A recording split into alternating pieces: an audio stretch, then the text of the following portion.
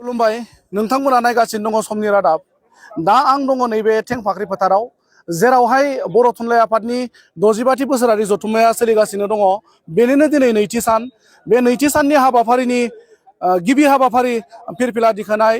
मुंख्लंफोरनो बिबार बावनाय बे हाबाफारिया जानानै थांबाय दा बे हाबाफारिनि गेजेरावनो बर' थुनलाइ आफादनि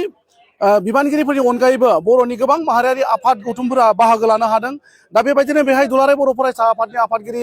दिपेन बर' बिथाङाबो बाहागो लानानै नैबे खौरां बिजोंनि गेजेरजों माखासे बर' राव जौगानाय बिथिंनि सोमोन्दै मा फोरमायदों फै जों एसे मिन्थिनानै लानि जि बोसोरसालि जुथुम्मा बिजनीनि थेंफाख्रियाव सानथामनि हाबाफारिजों खुंनाय दिनै बे नैथि साननि गिबि हाबाफारि बर' थुनलाइ आफादनि गोथार फिरफिलाखौ बिरहोबाय जोंनि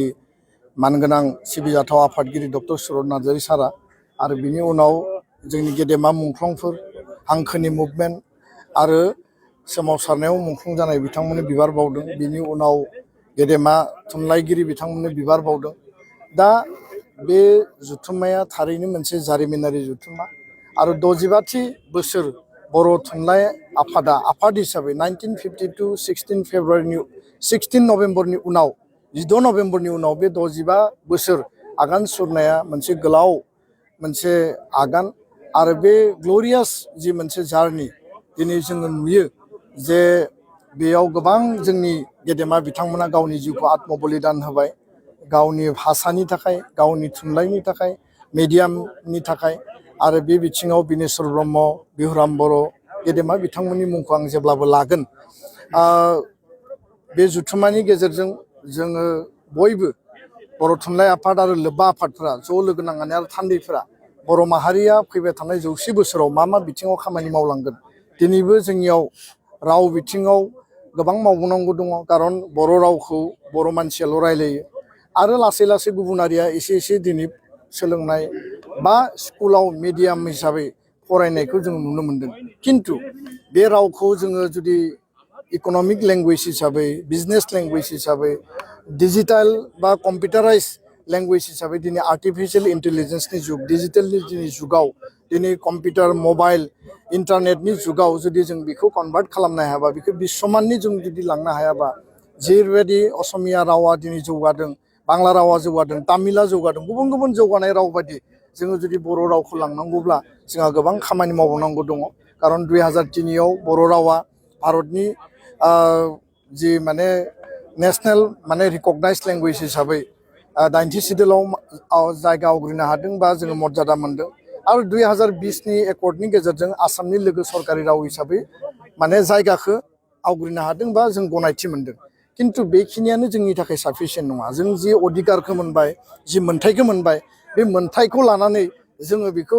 बाहायनांगोन फोसावनांगोन आरो बयनिबो एक्सेप्टेबल मोनसे राव हिसाबै जों बेखौ गनायनानै लानांगोन दा बेखायनो राव बिथिङाव जोंहा गोबां मावबावनांगौ दङ गोबां चेलेन्जेस दङ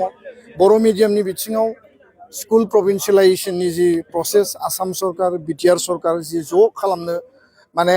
आवगायगासिनो दङ बे बिथिङाव जोङो माने मोनसे खोथाखौ आं स्पष्ट बुंगोन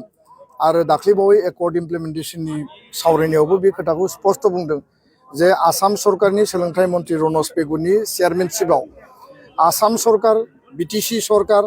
आरो लोगोसेनो बर' कसारि काउन्सिल सरकार जथायै एबसु बर' थुनलाइ आफाद UBPO बे जेंनाखौ सुस्रांनो थाखाय गोख्रै सावरायनांगौ सिंगल टिचारनि जेंनाया दाबो दङ आरो गोबां स्कुलाव एनरलमेन्टआ खमायबाय जायनि थाखाय एमालगेमेसन जायनि थाखाय मार्जार खालामनो नागिरदों आरो बर' मिडियामनि स्कुला लासै बिदिनो गोमालांगासिनो दङ दा एनरलमेन्टआ गैयाब्ला जोंनि जोनोमनि बार्थ डेटआबो जुदि खम जायोबा स्कुलाव एनरलमेन्टआबो खम जायोबा इंराजि मिडियामजों जोङो जुदि फेर फाथिनो गोनां जायोबा गुन गोनां सोलोंथाइखौ बर' मिडियामाव नांगोन आरो गुन गोनां सोलोंथाइ नांगौबा टिचार नांगोन टिचार गैयाबा गार्जेना स्टुडेन्टखौ हरनो बायो जे क्लास जायाबा जों मानो हरनो बे बिथिंफोरा जोंनि थाखाय जथेस्थ चेलेन्जेस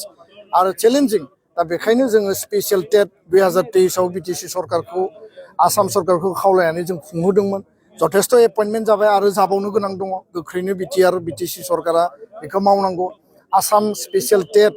बे बिथिङाव दिनै फोसावनायखौ होदों खिन्थु जों खावलायदोंमोन जे बर' कसारि काउन्सिल एरियायाव आउटसाइड 6 सिडिउल बेयाव टिचारनि संख्या खम आरो बेयाव एपइन्टमेन्ट जानायनि उनाव आरो बेखौ गारनानै फैयो जायनि थाखाय जोङो साफिसियेन्ट टिचार मोनाखै बेखौ लानानै जों सावरायबाय थादों दा स्पेसियेल टेटआ जागोन दा गोबां माखासे इस्युसफोर दङ बे बिथिंखौ आं बुंबाय थुनलाइ सोरजिनायनि बेलायाव थुनलाइखौ जोङो मुलुगनां पर्यायनि थुनलाइ जों माबायदि सृष्टि खालामनो हायो साहित्य एकाडेमि बान्था होयो थुनलाइ आफादाबो बान्था होयो आरो जोंनि लिरनायनि जे मानदान्दा जोंनि थुनलाइगिरिफ्रा यां राइटार सिनियर राइटार भेटेरान राइटारफ्रा जथेस्थ' खस्थ' खालामदों परिश्रम खालामदों खिन्थु जोङो आरोबाव जोङो बेबायदि स्टेन्डार्डनि थुनलाइ सोरजिनांगोन जाय इंराजि थुनलाइ वेस्टार्न थुनलाइ बा गुबुन गुबुन थुनलाइफ्रा जिखौ दिनै बुकार नभेल मोननो हादों नभेल माने लिटारेचार प्राइज मोननो हादों गुबुन गुबुन लेभेलाव जोङो गावखौनो जोङो जुदि लांनांगौब्ला दुलाराय बर' माहारिनि साननाय हनाय जोंनि माने मावनाय दांनायाबो बे लेभेलनि लासैनो जोङो लांनायनि थाखाय दिनै सम सफैबाय आरो बे मुलुगा जाबाय